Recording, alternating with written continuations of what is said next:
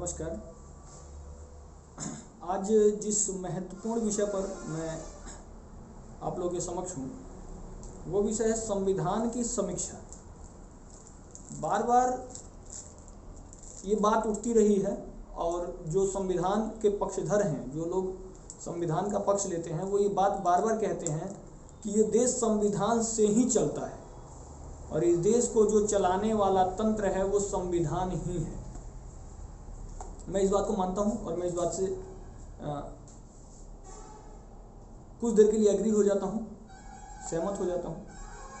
मेरा कहना यह है कि अगर ये देश संविधान से चलता है और इस देश को चलाने वाला जो मैकेनिज्म है वो कॉन्स्टिट्यूशन ही है, कॉन्स्टिट्यूशन ऑफ इंडिया, इस देश को भारत का संविधान चला रहा है, तो अगर भारत में कोई भी कमी है, कोई भी कमी, कोई भी समस्या, कोई भी प्रॉब्लम अगर भारत में है, भारत के किसी भी हिस्से में कोई भी समस्या है, तो उसकी जिम्मेदारी संविधान की ही होगी।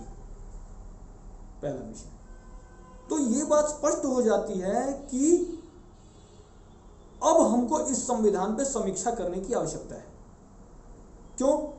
क्योंकि संविधान जिम्मेदार हो गया, क्योंकि बार बार ये बात कही जा रही है कि ये देश संविधान से चल रहा है। नहीं तो ये मान लीजिए कि ये देश संविधान से नहीं चल रहा है, या इस देश में कुछ ऐसा भी है जिसको कोई और तंत्र भी चला रहा है। नहीं तो अगर इस देश को संविधान चला रहा है तो संविधान पे समीक्षा होनी चाहिए। दूसरी बात, एक बात और उठती है कि संविधान पे समीक्षा करने के लिए आपको संविधान पढ़ना आवश्यक है और संविधान की जानकारी होना आवश्यक है। तो इसका भी मेरा अपना तर्क है।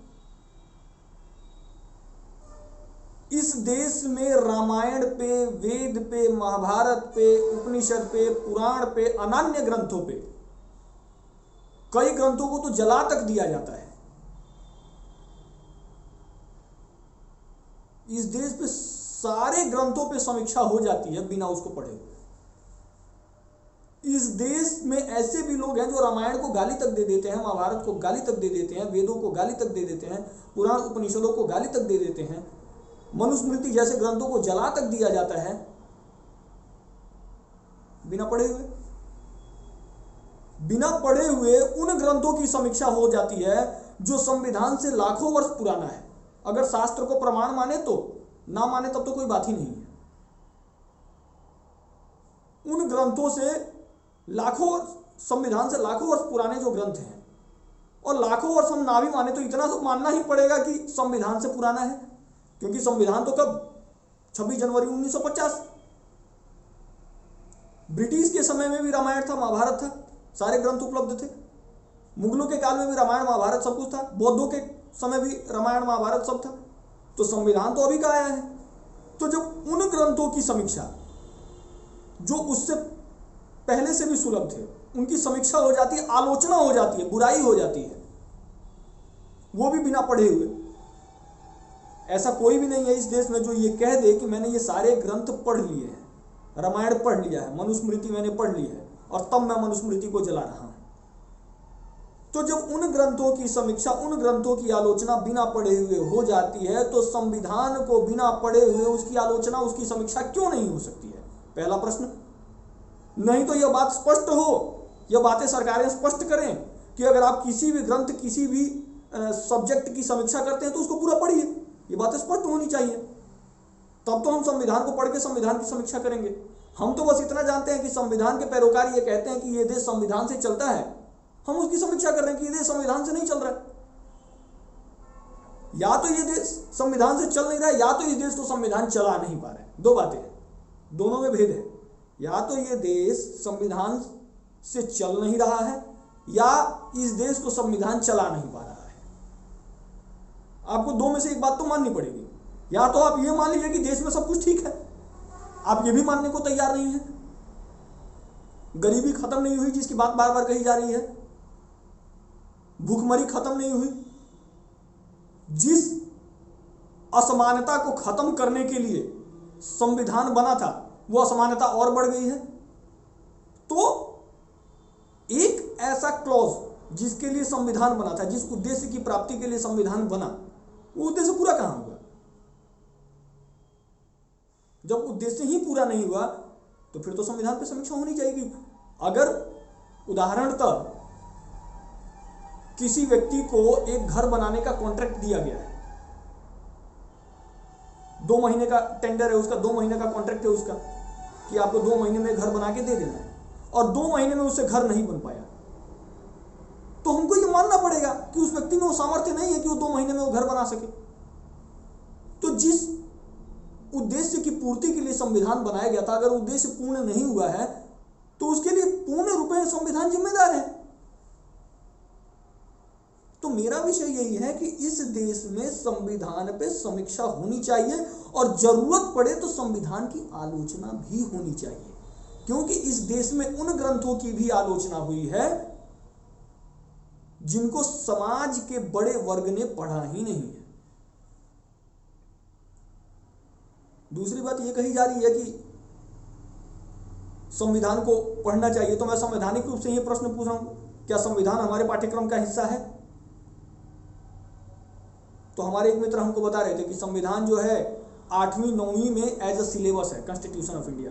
तो मैंने क्या कहा, क्या कंप्लीट कॉन्स्टिट्यूशन ऑफ इंडिया है? तो उन्होंने कहा नहीं, उसका एक छोटा सा पार्ट है। छोटा सा वो पार्ट है जिसके पक्ष में, मतलब उसके पक्ष में वो बात किताबों में रखी गई है, ठीक है। तो मैंने कहा जब मुझे कंप्लीट कॉन्स्टिट्यूशन ऑफ इंडिया पढ़ना पड़े तो उसके लिए क्या क्लॉज है? तो कह रहे हैं कि इसके लिए आपको BA MA में एज अ स्पेशलाइजेशन आपको कॉन्स्टिट्यूशन ऑफ इंडिया लेना पड़ेगा। तो मैं कह रहा हूं ये तो वैकल्पिक विधा आप बता रहे हैं, ये तो ऑप्शनल सिस्टम बता रहे हैं। इसका मतलब भारत का संविधान सबके लिए सुलभ नहीं है। तो फिर मेरा प्रश्न है, जो लोग मनुस्मृति जैसे ग्रंथों पे ये प्रश्न उठा देते हैं कि ये ग्रंथ सबके लिए सुलभ नहीं था, वेद सबके लिए सुलभ नहीं था, तो संविधान सबके लिए कहां सुलभ हुआ? संविधान को तो भारत में 100 लोग भी ऐसे नहीं होंगे गिनती के जो ये कह सकें कि हमने संविधान की एक एक बारीकी को पढ़ लिया। एक विषय। दूसरा विषय हमारा ये कहना है कि संविधान में संशोधन क्यों होते हैं, जो कि बड़ा ही बारीकी प्रश्न है कि संविधान में संशोधन क्यों होते हैं। इसका अर्थ यह हुआ कि संविधान कोई अपरिवर्तनीय सिद्धांत नहीं है। संविधान में परिवर्तन होते हैं, कोई शाश्वत सिद्धांत नहीं है संविधान। और दार्शनिक धरातल पे अगर विषय को समझें तो इस सृष्टि को, इस पृथ्वी को, इस प्रकृति को चलाने के लिए किसी अपरिवर्तनीय सिद्धांत की आवश्यकता है, ना कि परिवर्तनीय सिद्धांत की। जो परिवर्तनीय सिद्धांत है वो प्रकृति को कैसे चला पाएगा? ये तो कॉमन सी बात है। जो सिद्धांत खुद में ही चेंज हो रहा है, हर 8 महीने में चेंज हो रहा है। संविधान में अभी तक कुल 104 संशोधन हो गए मात्र 72 सालों में।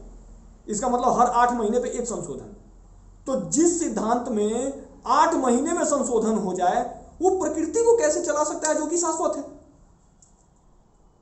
तो इससे यह बात स्पष्ट हो रही है कि संविधान एक परिवर्तनीय सिद्धांत है, अपरिवर्तनीय सिद्धांत नहीं है। और परिवर्तनीय सिद्धांत से प्रकृति नहीं चल सकती है, सिस्टम नहीं चल सकता है।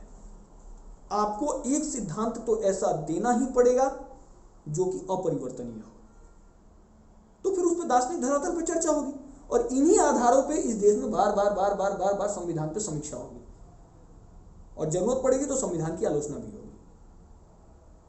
संविधान की प्रासंगिकता पे प्रश्न भी उठेंगे, उठाना भी चाहिए। और मैं बार बार कहता हूं कि ऐसे अपरिवर्तनीय सिद्धांत जो देश को नहीं चला पा रहा है, उस संविधान का शपथ लेके अगर कोई जनप्रतिनिधि आ रहा है तो जनप्रतिनिधि किस प्रकार का होगा? जब संविधान ही देश नहीं चला पा रहा है, मतलब जो सिस्टम देश को नहीं चला पा रहा है, उस सिस्टम की आप कसम खा रहे हैं।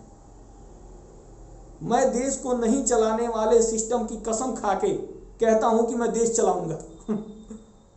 आप समझिए इस बात को। आप कह रहे हैं कि मैं देश को नहीं चलाने वाले सिस्टम की कसम खा के कहता हूं कि मैं देश चलाऊंगा। मतलब कितना कॉन्ट्राडिक्टरी स्टेटमेंट है ये। जिस चीज से देश चल ही नहीं रहा है, आप कह रहे हैं मैं उसकी कसम खा के कह रहे हैं कि मैं देश चलाऊंगा। तो आप कुल मिला के मूर्ख बना रहे हैं। जनप्रतिनिधि हों, सांसद हों, विधायक हों, मंत्री हों, प्रधानमंत्री हों, सब इसी संविधान की कसम खा के और चुन के आते हैं। तो कुल मिला के संविधान की समीक्षा होनी चाहिए इस देश में, बार बार चर्चा होनी चाहिए कि इस देश को चलाने में संविधान कितना सक्षम है, और देश नहीं चल पा रहा है तो या तो संविधान उस योग्य नहीं है या संविधान चला। इन्हीं शब्दों के साथ